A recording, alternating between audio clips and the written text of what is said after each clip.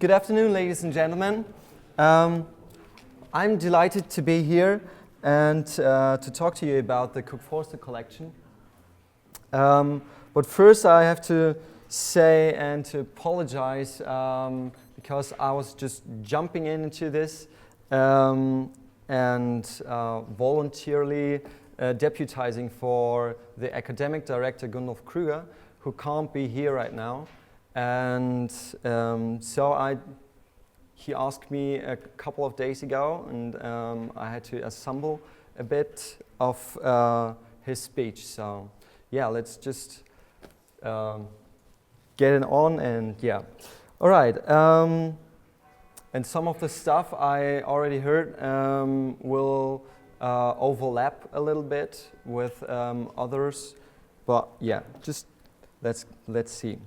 After the inauguration of the Georgia Augusta in 1737, a significant collection was soon brought together by the natural historian Christopher William Büttner, you see him here, who kept it in his house. This Büttner cabinet consists of minerals, items of wood, plants and animals, precious stones, coins and artworks from foreign lands, the last mostly from East Asia.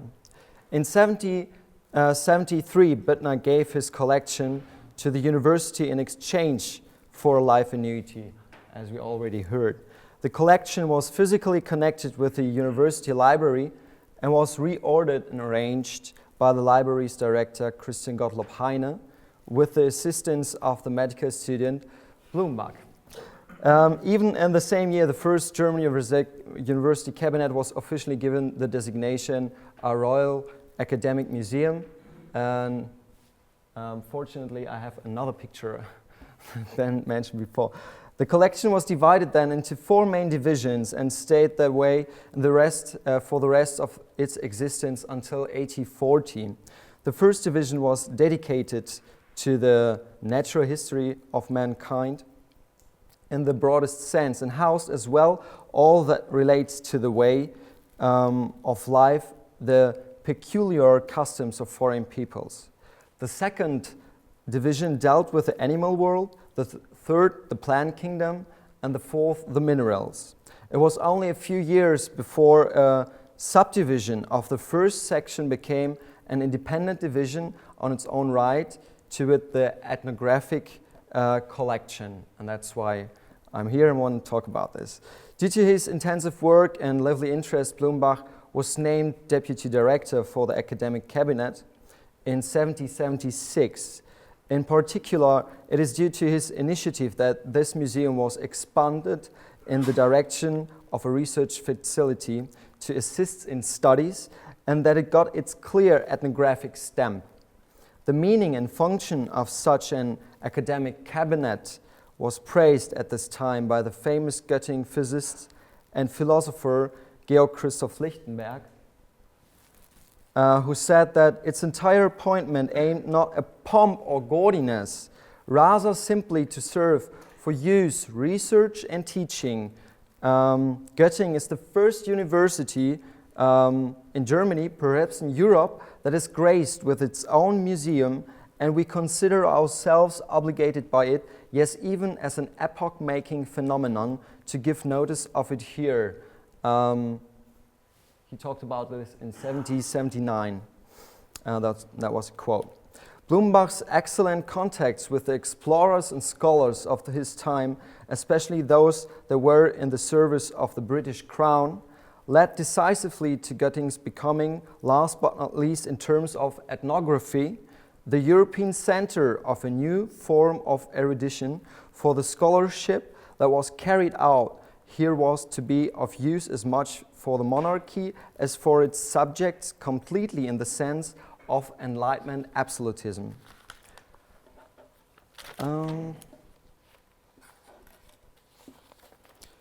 Research usually was focused on domestic as on foreign people, but the great scientific expeditions of the English, the Russians, the French during the second half of the 18th century led Göttingen to the subdividing of such areas. And it was the philosopher Johann Gottfried Herder who demanded diary records of the travelers that documented foreign thinking. And not to be written by European fools, hurry through, that was Herder's quote. Because of this view, the 3 scientific expeditions of Captain James Cook in 1786 till 1780, he died on Hawaii, as maybe you know it, in 1779, which were closely watched by Blumenbach, contributed to scholarly discourse that led to the synonymous terms Völkerkunde and Ethnographie, producing independent fields of research starting in Göttingen. Both terms come from the Göttingen scholars August Ludwig Schlözer and Johann Christoph Gatterer, and were first used in Göttingen around 1771. Whereas Schlözer resorts more to an ethnographic method of historians, Gatterer could be called the one who named ethnography as a scholarly subject and introduced it into a system of scholarship. The scientific network of Blumenbach was huge, but the most fertile one was with Joseph Banks, Johann Reinhold Forster and his son Forster, and Georg Thomas von Asch in the ethnographical terms. Banks first. I have to go a little bit back. Yes. How can I do this? Exactly. So for the first voyage, Banks was with Cook. The Royal Society engaged Cook to travel to the Pacific Ocean to observe and to record the transit of the Venus across the Sun. So as you can see, the first traveling was going the classical way around the world. The circumnavigation of the classical one was around Cape Horn of South America. And you can see, as you're going here by Terra del Fuego to the Juan Fernandez Islands, maybe you know the story of Alexander Selkirk's Robinson Crusoe stories. He was at this island, and it is completely unusual that Cook traveled like this direction directly through the Pacific Ocean, because usually the traveling was going around this area where the Spanish belongings were, and from that on then here this direction. That's what the Spanish did all the time. They had the rich silver galleons from Mexico going to Manila, and the first one who encountered that was Lord George Anson in 1740 to 1744, and he traveled. He was the last one before Cook who could travel through this whole ocean. So the second voyage, where Georg Forster and his father Johann Reinhold Forster attended. Shortly after the first voyage, Cook was promoted in August 1771 to the rank of a commander. And in 1772, the Society commissioned him to search for the hypothetical Terra Australis. So this you can see on the red one. He traveled south to search for this incognita island that never appeared to be there. So, and then you see he's running circles through all the Pacific Ocean and then going this way around back. The third voyage was ostensibly planned actually to return a Pacific Islander, Omai. He was brought by the last voyage to Europe and presented as a precious thing through all the aristocracy all around the world, all around the British sphere. So he was brought back actually, but the secret mission was to find a passage around the northwestern passage around the American continent. So that's the green one. As you can see, he chose the same route as last time, and then going to New Zealand, going circles through the Society Islands, then discovered Hawaii, came to the BC area, going up to Alaska and finding nothing, and then ice, and then and traveling back. And then he was murdered here on the island of Hawaii, and then his crew were going back this way. All right, so in this questioning, how did the ethnographic objects came then to Göttingen?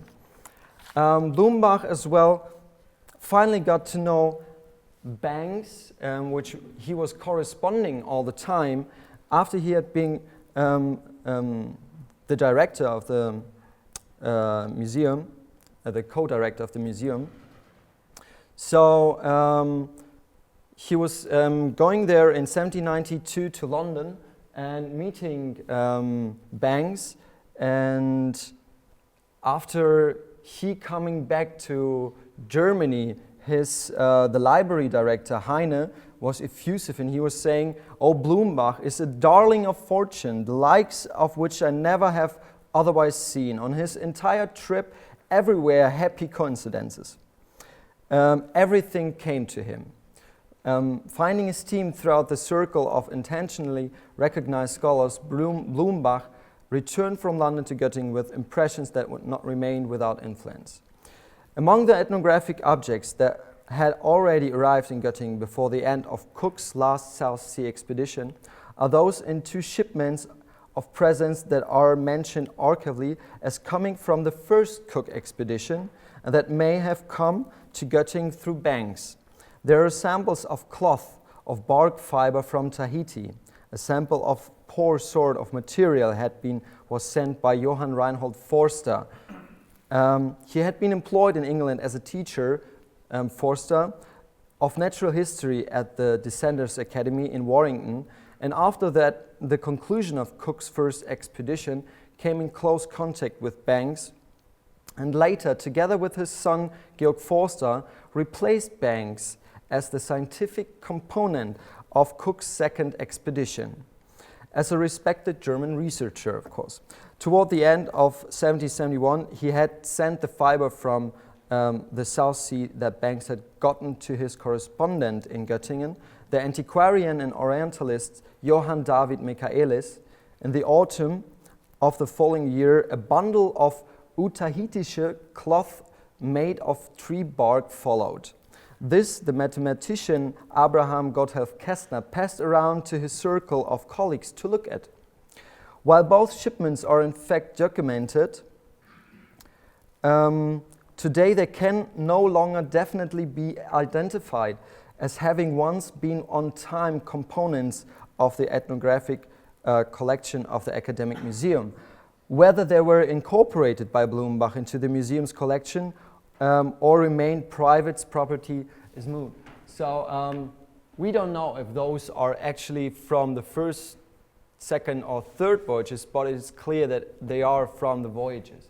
And as you can see how he ripped small pieces out. Today, every museum guy would say, "Oh my God, what is he doing?" And then made samples out of it to show his students. In the case is different with 3 other ethnographic items sent to the Academic Museum and the secure delivery of which was secured with written descriptions and which probably have come from Banks. In Blumenbach's catalogue Musee Akademie from the year 1778, the following entry for ethnographical material from the South Seas can be found. Utahitian cloth from the bark of the papir tree. An Utahitian fisher lure made from a mussel shells together with accessoires, and a neck ornament of New Zealand woman made from small snail shells and bird bones. These material documents of Polynesian culture can with certainty be designated as the oldest variable objects from the Cook expeditions possessed by the one-time Academic Museum. While the contact between Blumenbach and Banks remained intact for considerable time, the relationship with Reinhold Forster's son George was considerably shorter. Their contacts were essentially restricted to the time during which Georg Forster was teaching in Kassel. The reason for his moving from England to Germany in 1778 was the catastrophic economic loot that his father had unfortunately maneuvered the entire family into. After the return of the two Forsters, the family house in London was a popular station for Germans traveling in England. Prince Leopold Friedrich Franz von Anhalt-Dessau, a nobleman who was considered progressive, gave the two brothers a small ethnographic collection, which was then permanently housed by him in the South Pacific Pavilion and the Wallitz Castle Park. The prince was one of the enthusiastic visitors, as was the Göttingen Universal genius Georg Christoph Lichtenberg, who met Georg Forster on one such occasion in 1775, leading to close friendship between the two during Kassel and Göttingen years, and whose cosmopolitan view he once characterized as the mine of the traveled German Briton who joined the north and the south, the east and the west. The elder Forster, treasured by his visitors as a rapporteur of the Cook expedition, did not, however, hold to the division of work that was agreed upon by contract under supervision of representatives of the Royal Society and the British Admiralty in the spring of 1776 for the report of the expedition that Cook, in addition to nautical observations, was also to give the chronological account of occurrences during the circumnavigation, and Forster was primarily assigned natural history observations, including those about the manners, customs, genius, and language of the natives. Reinhold Forster was considered himself to have been officially designated an independent anthropological thinker, felt himself constrained by this designation, and in the shortest of times had a falling out with his sponsor as well as with all of his English benefactors. Through his known choleric tendency, he lost henceforth any and every further support for his work concerning the expedition, even falling under the pressure of the impugnment into pathological compulsive behavior of incorrigible hostile inflexibility and subconscious self-destructive tendency. It was debts threatening their very existence that led the Forster family to a new orientation in the direction of Germany. Georg Forster, who in 1778 obtained to his father a position as professor for natural history in Halle, a position which he held until his death in 1798, was the first immigrant to Germany in his family, having become a professor at the Collegium Carolinum, a Knights Academy in Kassel. From here, the younger Forster frequently visited Göttingen, starting in 1778, especially in order to use the superbly stocked library. In particular, his contact with the Göttingen Orientalist Johann David Michaelis, facilitated by his father, led to Michaelis' daughter Caroline and her friend Therese Heine, later to become his wife. Being surprised with visitors' gifts that had come from the South Seas, these consisted of tree bark cloth from Tahiti, for example. Caroline Michaelis had a ball gown made out of it. Actual examples of these South Sea presents are no longer to be found. They may at some time have simply gone missing from the private property of the scholars. From the private collection of Georg Forster, Blumenbach eventually did, however, obtain some ethnographic materials in 1781, an exquisitely deadly plated basket from Tonkotabu in the South Seas, a New Caledonian slingstone from Lavezzi, as well as a complete collection of Tahitian items. While a stone brought back from New Caledonia, Melanesia, that belongs to a sling is still documented in the University's ethnographic collection, the tree bark cloth from Tahiti that Blumenbach had in part cut to fit samples, and which is no specific assured provenience still in existence, may in fact be the fabric still in the ethnographic collection, and in fact considered as a nameless, constituent of today's Cook-Forster collection. The basket listed as being from the Tonga Islands can, by the way, be counted as belonging to the wicker work, the quality of which that famous poet Johann Wolfgang Goethe in a diary entry gave the following judgment on his visit to the Academic Museum.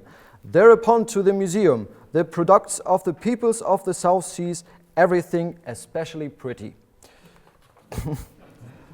Particularly well documented and an example par excellence for the German-English scholarly relationship at the time is the acquisition of a large collection of more than 350 ethnographic artifacts that came not from the individual members of 3 globe circumnavigational Cook expeditions, such as from Banks or the 2 Forsters, but rather come from all 3 expeditions together, systematically indexed in London and then coming in 1782 to Göttingen as an essence, that actual heart, the epitome of the Cook collection.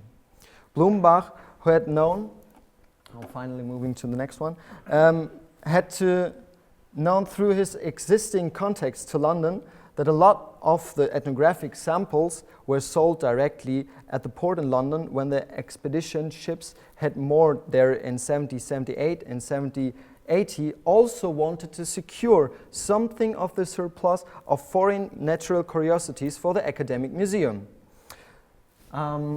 So 1 year after the end of the third of of Cook's globe encircling voyages, on the 7th of August 1781, he turned with the following appeal to the authorities responsible for Göttingen University, the most highly decreed privy councillors of Great Britain's royal government in Hanover. Your esteemed excellencies will forgive the most in-depth attention whereby I am obliged to facilitate all the further receptions of the Academic Museum, which through your graceful providence has already prospered to such an admirable size and completeness, when I dared to propose humbly this to the same, whether your gracious forward to your Royal Majesty could not perhaps acquire something of the surplus of foreign natural curiosities, which in particular have been collected in large quantities on the recently completed voyages around the world on your Majesty's command. The all-round advancement of natural knowledge, which through such a regal gift could also be conveyed a local university, and the exclusive advantage that the Academic Museum would also have over similar institutions in Germany as a result, makes me hope all the more that your esteemed excellencies will not consider this humble presentation ungraciously. I, who have the grace to remind in deepest reverence all my life, Johann Friedrich Blumenbach. So this appeal was forwarded to King George III of Great Britain, that guy here, who was also through personal union Elector of Hannover.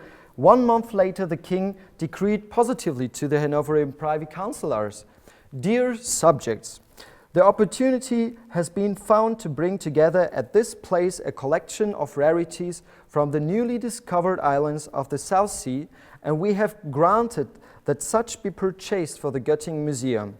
The actual price of such shall not exceed £100 inclusive of embalming, packing and transport costs to Bremen, in Receptio St. James, the 14th of December, 1781. Shortly thereafter, on the 21st of December, the Councillor of Justice of the German Chambers in London, Karl Heinrich von Hinüber, the individual charged with the issue, informed Blumenbach that a collection of natural and artificial items from the newly discovered islands of the South Seas will be made and sent to the museum there. And he said also that I can have no equal outside of England, perhaps only in France and certainly not in all of Germany. A half year later, on the 15th of July of 1782, Blumenbach finally acknowledged receipts of the collections. It consists 349 numbers, various of which, however, include several items. Through the acquisition of a complete mourning habitat, is that one? Yes. that had been worn by selected priests at the committal services for chiefs on the island of Tahiti, and that is still complete today as a part of an ethnological collection and of outstanding meaning. The English Cook collection was subsequently expanded in September 1782. In his published diary, Georg Forster especially points out this complete mourning dress as a specifically Göttingen example in a note. The sum of this shipment that is designated into Göttingen Institute's archive as a regal gift was a total of 105 pounds sterling, equivalent at the time to about 560 Reichsthaler in Hanoverian currency. That was more than twice a year's income of a Göttingen professor at this time. The Blumenbach's was 250 Reichsthaler a year. What makes the collection that was obtained from England especially significant down to this day is the precision with which it has been documented in a two-part catalogue of 3 notebooks. They are from the Englishman George Humphrey. You can see it here again. Hinüber came up him since Humphrey has the one who was active in the purchase of the South Sea ethnographic materials at the arrival in the harbour in London, and who also purchased at auction further items from the Cook expedition. Humphrey was a London collector of objects of natural history, in particular of mollusk shells, but also of artificial curiosities, as artifacts were then known in English. Through his questioning of those accompanying Cook, he was able to register and describe in minute detail in his catalogue of the rarities from the newly discovered countries in the Pacific Ocean, each and every object that wound up in Göttingen. Apart from some incorrect provinces, this document of the Göttingen ethnographic collection, an inestimable ethnographic query to this day, in order to make the identification of the objects easier, Humphrey glued on each object completely in contrast, that's here, the usual practice of the day, which restricts labeling on conservational grounds. A small label, you can see it here, that's the Humphrey label. Even where over time such labels have been lost, it is possible to easily recognize objects as those possessed by Humphreys by the impression. And the register of the handicrafts and natural objects from the South Sea Islands that was first compiled many years later, after 1812, there's to be found a peculiar record on which relates to 3 further artifacts from the South Seas. As the last 3 numbers, 346, 348, till 348, of the loose leaf catalogue, which is given as a translation, there are editions from the year 1828 from the Polynesian island of Mangaya, of the Cook Islands, and these holographic entries list a breastplate of the shell of Nautilus, an oar decorated with engravings, and a club decorated with engravings. All 3 are gifts from His Royal Highness the Duke of Cambridge.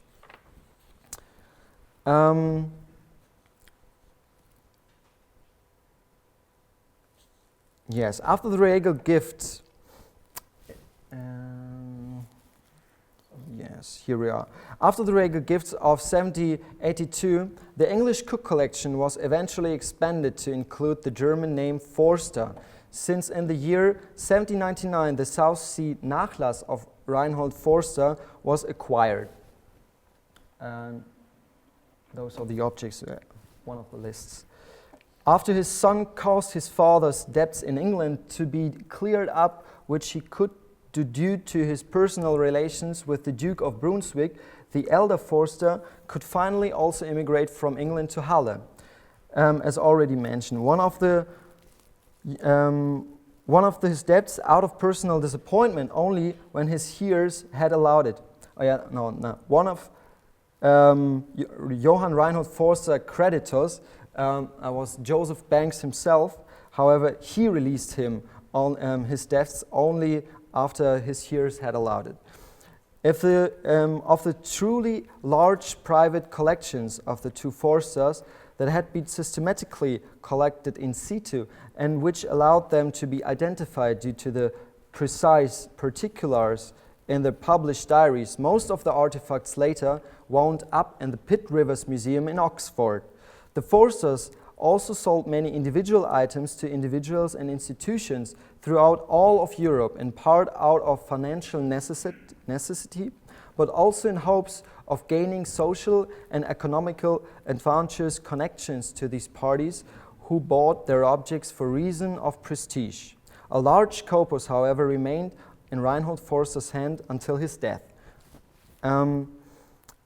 It is in turn thanks to Blumenbach that Cook collection already in Göttingen was further enhanced, further through the addition of the valuable Forster collection. In a letter of the 26th of June in 1799 to the Privy Councillors, he justified his wish to obtain this material by saying that the large South Sea collection, likes of which cannot be found outside of England, will be even more complemented, as well as any possible duplicates, being very welcome, so that the specimens present in the regal gift can be that much better protected.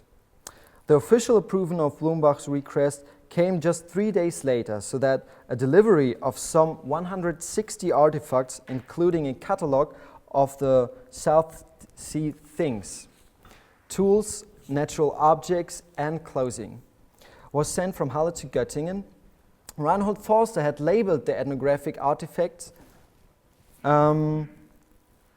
he had collected in a manner similar to that of Humphrey, but instead of stuck on labels, his objects have been given the handwritten F. That's here.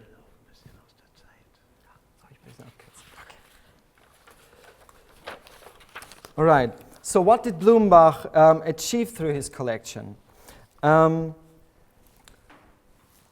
After 1773, he succeeded in establishing the Academic Museum as a modern university, research and teaching institution. The Göttingen scholars also need material proof, he said. What were called natural and artificial curiosities. Although they were regarded as objects for the study of civilizations primarily through a consideration of the material cultures.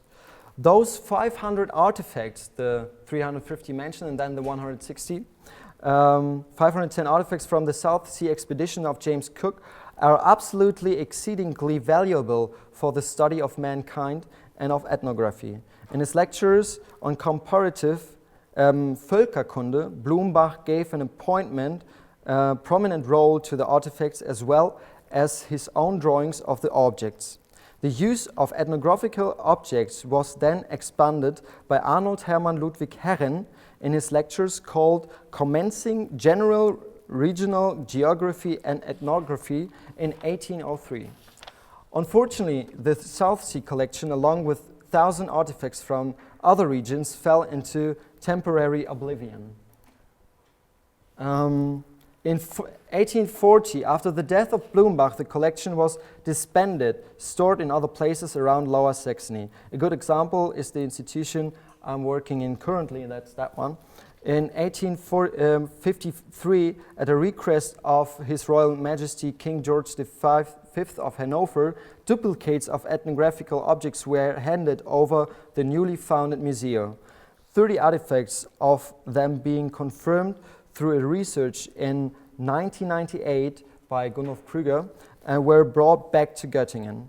But the collection has not been forgotten by scholars and scientists. And 200 years later, after the founding of the university, a chair in ethnology, along with plans of a new building, were established in 1934. With Hans Plischke as the new director, the new building was erected in 1936 with and is the home of the ethnographic collection till now. So this very beautiful building. Typical Nazi building architecture. The new building was erected in 1936 and it's the home of the ethnographic collection. And meanwhile, we got over 17,000 artifacts to this day. All right, I think I can cut this a little bit up. I just wanted to show you what we do now in the ethnographic collection, or what, yes, exactly. And yes, so the ethnographic collection lives on, and I hope it will do so for the next 200 years. Thank you very much.